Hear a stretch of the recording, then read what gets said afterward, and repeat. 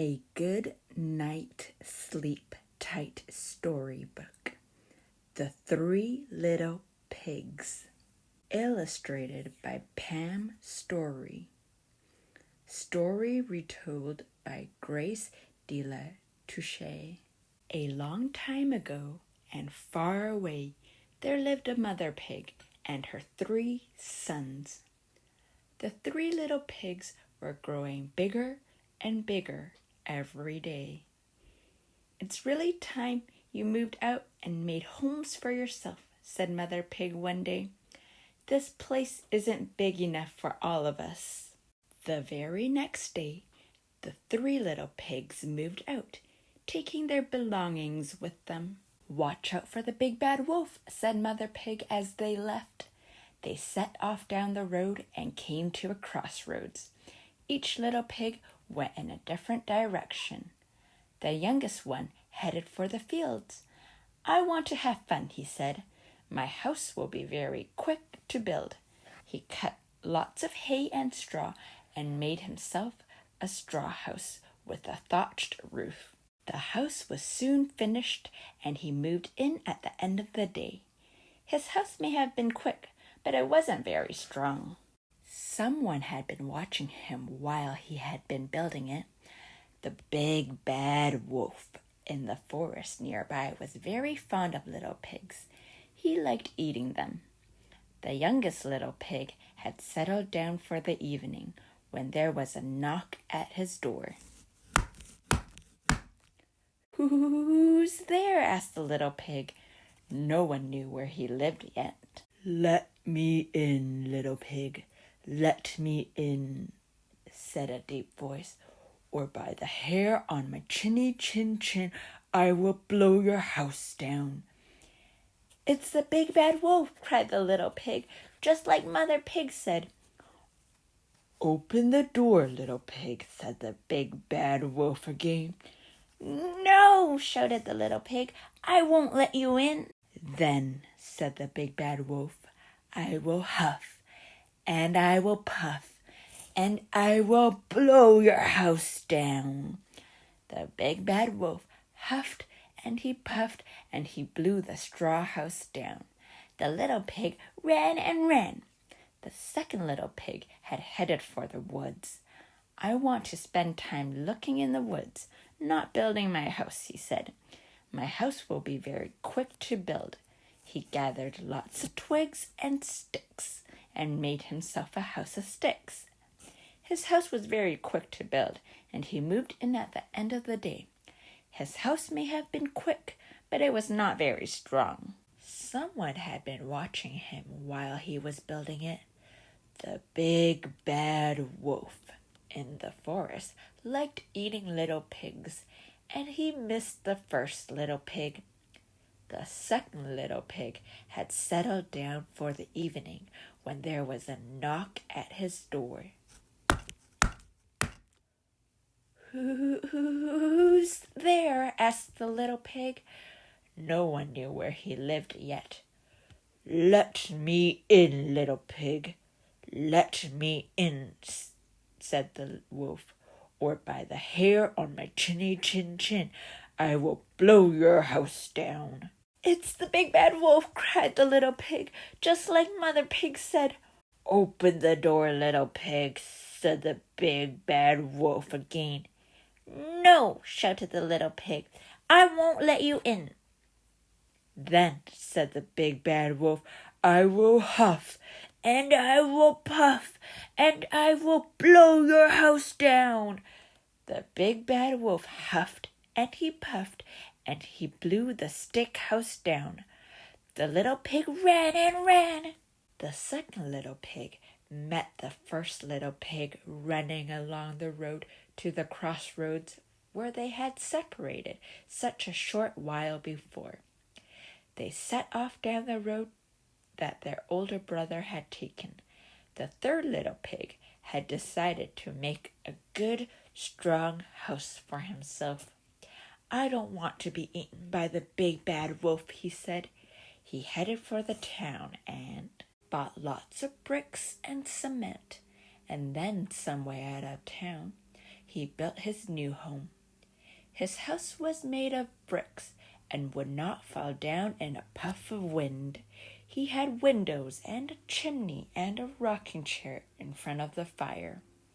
The little pig's house was not built in a day, so he spent the night in a very comfortable hotel. When his house was ready, he moved in.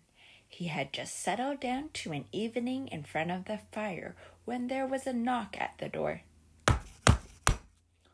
"Who's there?" he asked.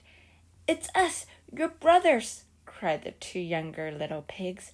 "Let us in. The big bad wolf is after us." The third little pig jumped up to let them in. He couldn't let the horrible wolf catch his younger brothers. The two little pigs told their older brother what had happened. "That's what comes from not building proper houses," he told them. "We will be safe here." At that moment, there was a knock on the door. The two little pigs shook and shivered.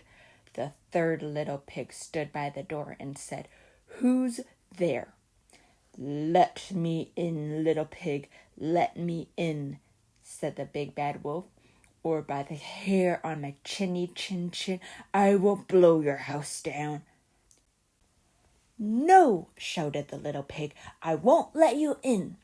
The big bad wolf huffed and he puffed. Then he puffed and he huffed. The little brick house did not move. The big bad wolf huffed and puffed until he was blue in the face.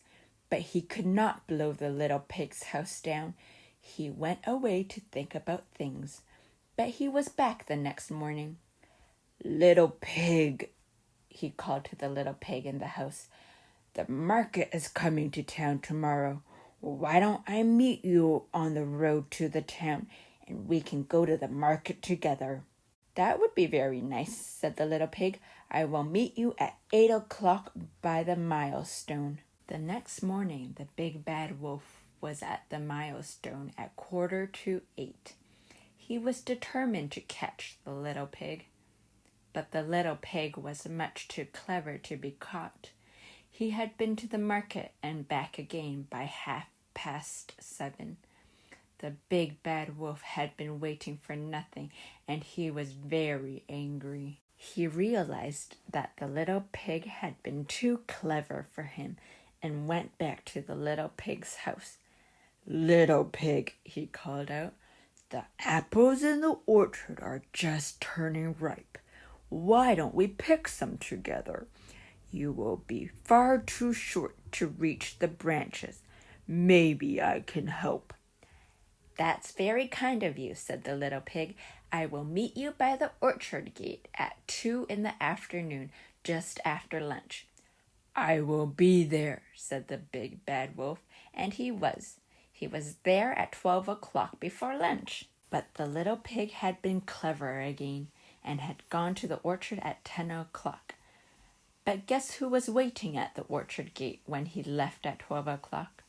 The big bad wolf was too busy looking at the little pig's house to see the little pig coming from behind him, and the next moment he was bowled over as the little pig went rolling by in the barrel. The little pig jumped out and ran indoors just as the big bad wolf reached the garden gate. "I will get you," cried the big bad wolf, and he saw the 3 little pigs looking out of the window and laughing at him. He disappeared into the forest. The 3 little pigs sat and laughed. "That must be the last that we will see of him," said the first little pig. "He knows he will never catch us." "Don't be so sure," said the third little pig. "Here he comes now." "What is he carrying?" asked the second little pig. "It's a ladder," said the third little pig, "and I think I know what he plans to do with it." The 2 younger little pigs watched the big bad wolf as he came near to the house. The older little pig was bustling round by the fireplace. "I think this will soon put a stop to his games," said the third little pig. He had quickly made a fire, and it was beginning to burn well. He moved a huge pot onto the fire and filled it with water. He rubbed his hands together. "What are we going to do?" cried the two little pigs. "Listen. You can hear him. He's on the roof. What shall we do?" "Nothing," said their brother. "I've done it. Wait and see what happens. After this, we won't be bothered by the big bad wolf again." There was a sudden scrambling inside the chimney as the big bad wolf started to climb down. "Aye!" yelled the big bad wolf as he suddenly realized that the chimney was warm and getting even warmer. He scrambled and scrambled, trying to get back up the chimney, but he couldn't. "Ah!" yelled the big bad wolf as he came tumbling down the chimney. Splash! The wolf landed in the huge pot of simmering water that the third little pig had put on the flames. And that was the end of the big bad wolf. The third little pig let his brother stay a little while longer, but then he sent them out into the world to build their own strong houses, just in case there was another big bad wolf out there. The end. Thank you for listening to me read The Three Little Pigs. Bye.